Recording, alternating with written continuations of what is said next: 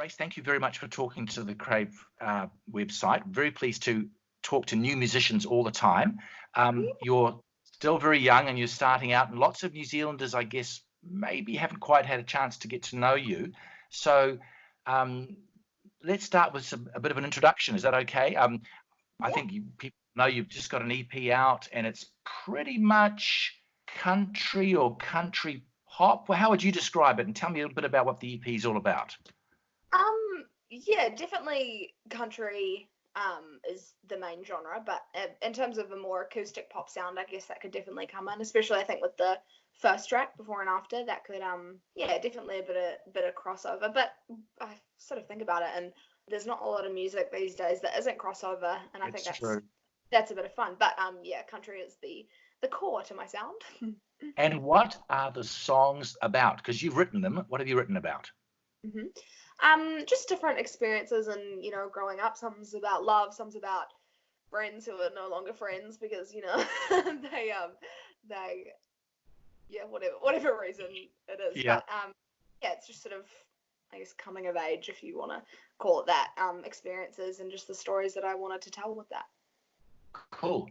So, your path to country is interesting because you did live in America and you visited probably the most famous place in America to go for country music. Tell us about that. Yeah, so I was living in San Jose for 6 years, coming back and forth from America, and I had this idea and sort of said to my parents, "Oh, what if I recorded while I was in America?" And they were very generous in agreeing to that, and we sort of made that happen. And Nashville seems a very long way away when you're here, but when you're in the States, it's a flight away, and it's so accessible. So country music wasn't really on my radar. I didn't not like it or love it. It was just kind of there. But I guess here in New Zealand, there's not a huge country music reach, so it was just never something that I was exposed to enough. And then I just remember it was my first night, and we were walking, my dad and I, down Broadway, and I think just hearing it in its authentic place and hearing it live, and I just fell in love with it straight away, and I was like, this is the kind of music that I want to make. And then did a recording session in Nashville and had the country musicians come in and play the songs, and they brought my songs to life, and it was a surreal experience, and I guess it's just sort of stuck with me now. Yeah, fantastic. Now, not everyone just says, "Oh, I'd like to go to Nashville," and they do go to Nashville and record a song. So tell us a bit about the stepping stone, because you were in, as you said, you were in San Jose, and I think you were writing some material, and there was one song that the people of San Jose really liked, right? Yeah, so this was the first time I went to Nashville was 2016, and that was prior to any of the San Jose stuff had happened. And the first, so I've recorded in Nashville 3 times, which has been amazing. And the first 2 was mostly development. It was just sort of getting an idea for the studio and getting to have a nice little CD for my family and friends to be able to listen to. And it was just a fun project that I could sort of look forward to. And then after the San Jose thing happened, where the tourism board picked up my song and wanted to use it, that was then another thing where it was like, okay, I'll be in the States, so let's go and record and get this EP out, because it was sort of like I knew that I'd wanted to put out an EP for a while, but I just was still developing my voice in a way that I wanted to, because I was going from 14, 15, 16, so it was changing a lot, and my sound and my songwriting was getting better, and so it was like there gets to a point where you're not just going to wait till you're 30 and then you could wait forever to have your best sound, but then it got to a point where I was a bit older and I was happy with the music that I was writing and making, and everything just kind of fell into place. Well, that's, and I mean, it's a really polished sound. The songs are really catchy. You've got quite a distinctive voice. Are you kind of channeling any particular artists who have influenced you in your growing up that you feel have helped you fashion your voice?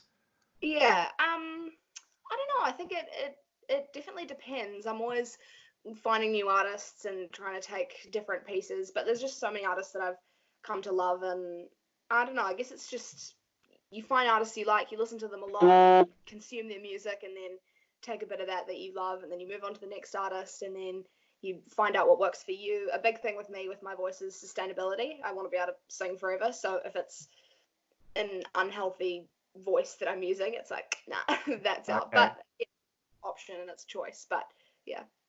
Cool. Now, you're only 17, but you've already done some live performances, as you say. You've been to Nashville. Yeah. How young were you when you started to feel, hey, this is something I'd really like to do. I can do it. And I'm kind of wondering whether, your parents had some influence on your musical education. Yeah.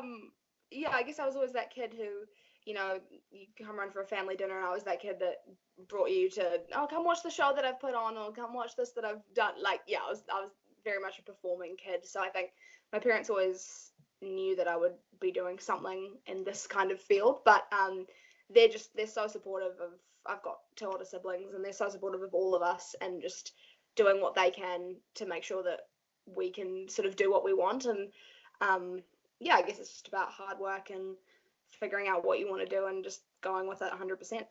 And your dad's a musician, is that right? Yeah, so he plays trombone in a jazz band, and then my granddad plays piano in a jazz band as well. So it's always sort of been around music, and it's just, I've been exposed to it since I was young. So yeah. Are your older siblings musical as well? No. No. Okay. Yeah, no. Oh. My brother plays cricket, so he took all the sporting genes. Fair enough. And I mentioned just briefly that you have performed live. I think you've opened for some really top-notch country artists. Tell me a little bit about the buzz of being on stage. Yeah, so in 2019, September, I got to open for Blake Shelton, which was still to this day the coolest thing I've ever done. It was the best day of my life. And yeah, through the San Jose story, the country radio station over there, KRTY, they had asked me if I wanted to be one of the opening acts for Blake Shelton.